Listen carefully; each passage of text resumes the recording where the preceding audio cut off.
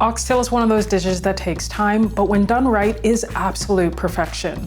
Mouth-wateringly delicious, fall off the bone tender with butter beans and all the spinner dumplings. Every island makes theirs a bit differently, though this is my variation. Let me show you how to make it.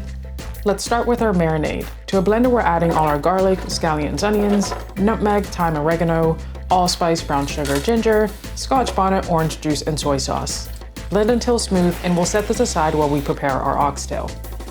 We've got 2 whole oxtails here that we had our butcher cut into about 1-inch pieces. We're going to clean our meat to make sure any bone fragments or bone dust are removed.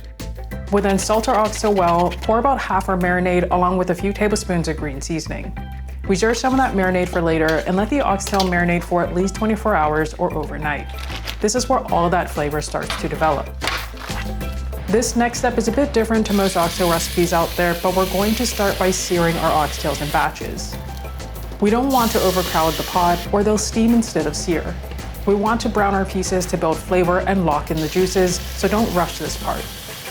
In between batches, we'll deglaze our pot and add the deglazed bits in with our oxtail on the side. However, if your pot smells burnt, discard the deglaze.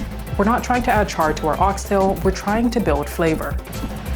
Now that we've seared all our oxtail, we'll saute onions till translucent, then add minced garlic and ginger till fragrant before removing them from the pot.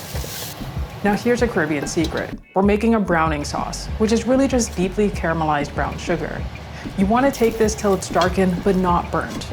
Stir your brown sugar to ensure it caramelizes evenly, and keep an eye on this, as it's very easy for sugar to go from caramelized to burnt.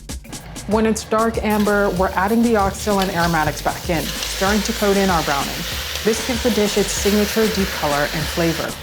Now we can add in the rest of our marinade, crushed tomato, and scotch bonnet for some heat.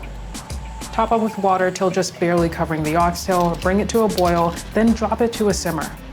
This is a slow-cooked dish, so let it go for at least 3 hours. Periodically, we'll skim the scum and fat from the top.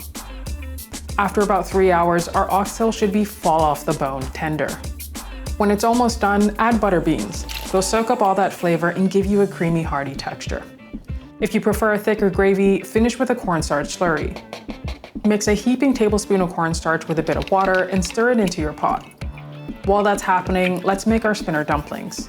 This is arguably one of the best parts of making this at home. I'm adding all the spinner dumplings I want. To make these, mix about a cup of flour with a teaspoon of salt, then slowly add water till your dough comes together. You want this dough to be firm, not highly hydrated. Once you've kneaded the dough for a few minutes and it's smooth but firm, cover it in plastic wrap for 10 minutes so the dough fully hydrates.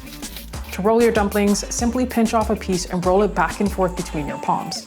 Let these cook in your oxtail for at least 10 minutes before serving.